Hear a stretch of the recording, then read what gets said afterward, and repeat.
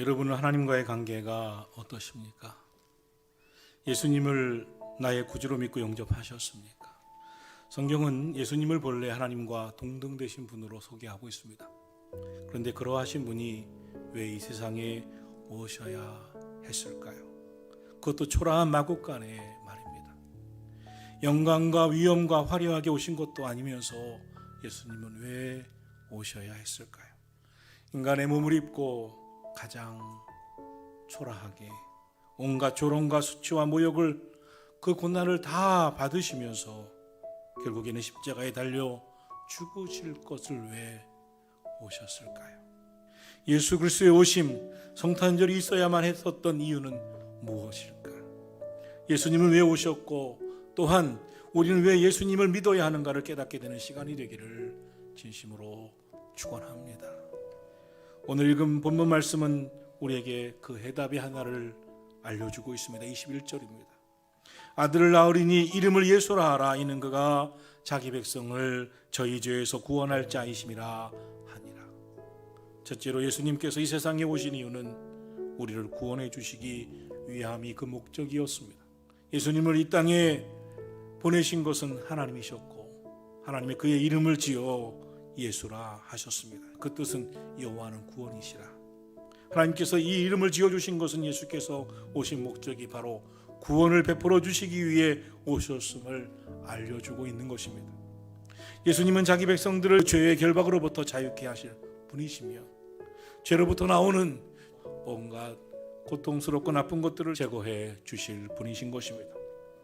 그러면 죄가 얼마나 심각하기에 하나님의 아들이신 분이 직접 사람이 되셔서 이 땅에 오셔야만 했겠습니까? 성경은 죄의 심각성을 우리에게 전해주고 있습니다. 죄는 하나님이 우리에게 주시는 모든 좋은 것을 다 가로막고 도적질해 갑니다. 예레미야 5장에 보면 너희 죄가 너희에게 오는 좋은 것을 다 막았느니라고 말씀하고 있습니다. 죄는 우리에게 있는 모든 행복을 빼앗아가는 심각한 문제거리입니다. 하나님은 성경의 역사 가운데 가장 많은 축복을 베풀어 주어서 태어나게 한 인물 중에 하나를 삼손으로 전하고 있습니다. 그러나 삼손은 그 하나님이 부어주신 많은 축복을 전혀 누리지 못했습니다. 오히려 삼손의 끝은 비참한 죽음이었습니다. 그 이유가 무엇입니까? 죄 때문이었습니다. 죄의 문제점은 우리에게 주신 하나님의 모든 축복을 다 빼앗아가 버리는 데 있습니다. 도적질해 갑니다. 불행을 줍니다. 죄는 우리에게 상상할 수 없는 큰 고통과 재앙을 안겨줍니다. 모든 인류가 저주 아래 놓이게 된 것도 바로 죄 때문이었습니다.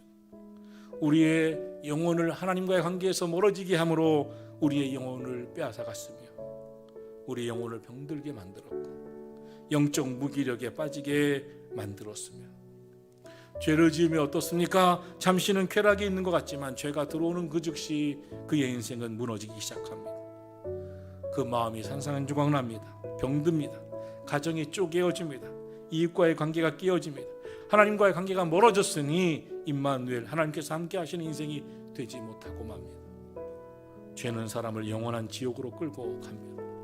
따라서 인간에게 가장 심각한 문제, 긴급한 문제, 시급한 문제는 다른 것이 아닙니다. 죄의 문제를 해결받는 것입니다. 그런데 이 땅에서 그 해결책을 찾을 수가 없습니다. 왜냐하면 이 세상은 의인이 없나니 하나도 없기 때문입니다. 이 사람보다 저 사람이, 저 사람보다 이 사람이 조금은 나은 줄 모르나 모두 다 저와 여러분은 죄인입니다. 그래서 우리의 죄의 문제를 해결해 주시기 위해서 예수님이 오셨습니다. 사도행전 16장에서 바울 사도는 외칩니다. 주 예수를 믿으라. 그리하면 너와 내 집이 구원을 얻으리라. 우리가 구원 얻을 길은 단 한 가지라는 것입니다. 다른 방법은 우리를 구원할 길이 없기에 예수님이 오신 줄로 믿습니다. 그러므로 저와 여러분이 나를 위해 내 죄 때문에 십자가에서 물과 피를 다 쏟으신 예수님을 믿기만 하면 우리는 구원함을 얻습니다. 부활의 주님을 믿기만 하면 우리는 이 땅과 천국의 소망을 갖게 되는 줄로 믿습니다. 둘째로 예수님께서 오신 것은 임마누엘, 우리와 함께 하시기 위해서 오셨습니다. 오늘의 말씀 23절을 말씀합니다. 보라, 처녀가 잉태하여 아들을 낳을 것이요 그의 이름을 임마누엘이라 하리라 하셨으니 이를 번역한즉 하나님이 우리와 함께 계시다 함이라. 임마누엘의 뜻은 하나님이 우리와 함께 계시다입니다. 그런데 알아야 할 것이 있습니다. 우리를 사랑하시지만 우리의 죄를 용납하지 않으시고 죄와는 함께 하실 수 없는 분이십니다. 그래서 예수님을 보내셨습니다. 죄인인 우리와 하나님이 임마누엘 되시려면 이 죄의 문제를 해결해야 하였기에 죄 없으신 하나님이 사람의 몸을 입고 이 땅에 오셨습니다.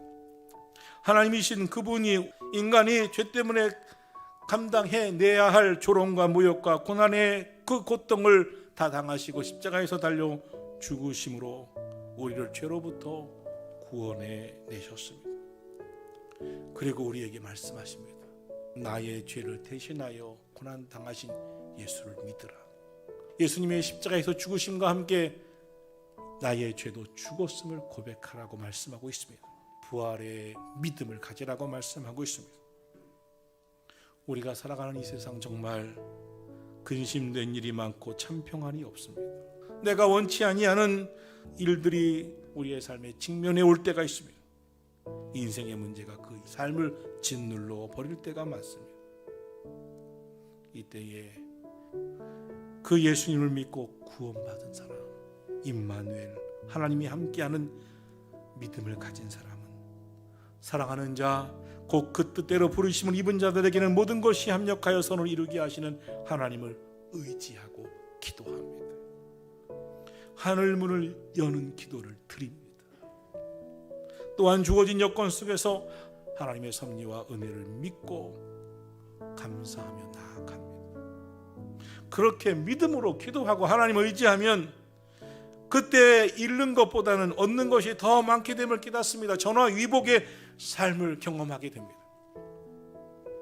믿음으로 구원받고 하나님의 은혜로 사는 참된 그리스도인이 되어가는 것입니다.